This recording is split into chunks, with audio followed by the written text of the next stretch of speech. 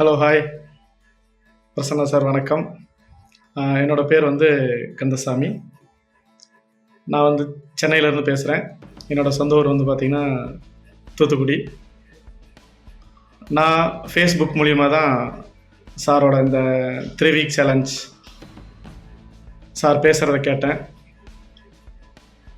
நல்லா இருந்துச்சு. சரி, 777 ரூபா வந்து என்ன கிடைக்கும் அப்படின்னு சொல்லி நான் இந்த மீட்டிங் அட்டன் பண்ண ஆரம்பித்தேன். இதில் என்னென்னா, இதுக்கு முன்னாடி நான் 2 நாள் 3 நாள் இல்லை 1 நாள் இந்த மாதிரி கிளாஸ்லாம் நான் 5 நாள் இந்த மாதிரி கிளாஸ்லாம் நான் வந்து அட்டன் பண்ணியிருக்கிறேன்.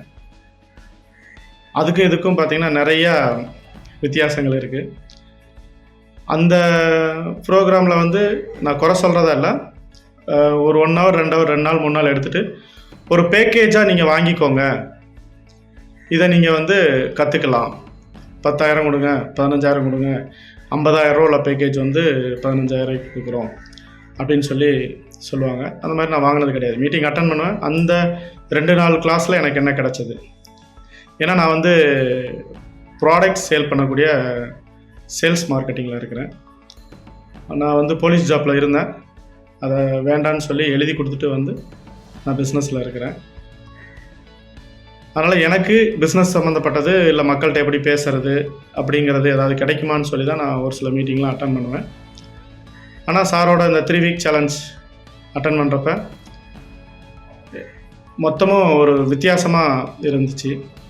ஏன்னா எனக்கு வந்து 4:30 மணிக்கு எந்திரிக்குங்கிறது வந்து கொஞ்சம் ரொம்பவே கஷ்டமான ஒரு சுச்சுவேஷன் தான். ஏன்னா நான் தூங்குறதே 12 மணி ஆயிரும். நான் வீட்டுக்கு வரதுக்கு மார்க்கெட்டிங்கில் போயிட்டு 12 மணி தான் வீட்டுக்கே வருவேன். 12 மணிக்கு வந்து அதுக்கப்புறம் நான் தூங்குறதுக்கு 12:30 1 ஆயிரும். மேக்ஸிமம் டெய்லி 12 மணி 11:30 12 மணி ஆயிரும் நான் தூங்குறதுக்கு. அதனால் 5 மணி 4:30 மணி 5 மணிக்கு எந்திரிக்கணும்னா கஷ்டமாக இருக்கும். அதனால் எப்படியும் 6:30 மணிக்கு தான் 6:30 7க்கு தான் எந்திரிப்பேன். ஏன்னா நான் பகல் ஃபுல்லாக வண்டியில் ஓட்டுறதுனால 2 வீலர் தூக்கம் வரும், அப்படியே டயர்டாக இருக்கும். அதனால் நான் கொஞ்சம் தூங்கணும்னு சொல்லி தூங்குவேன்.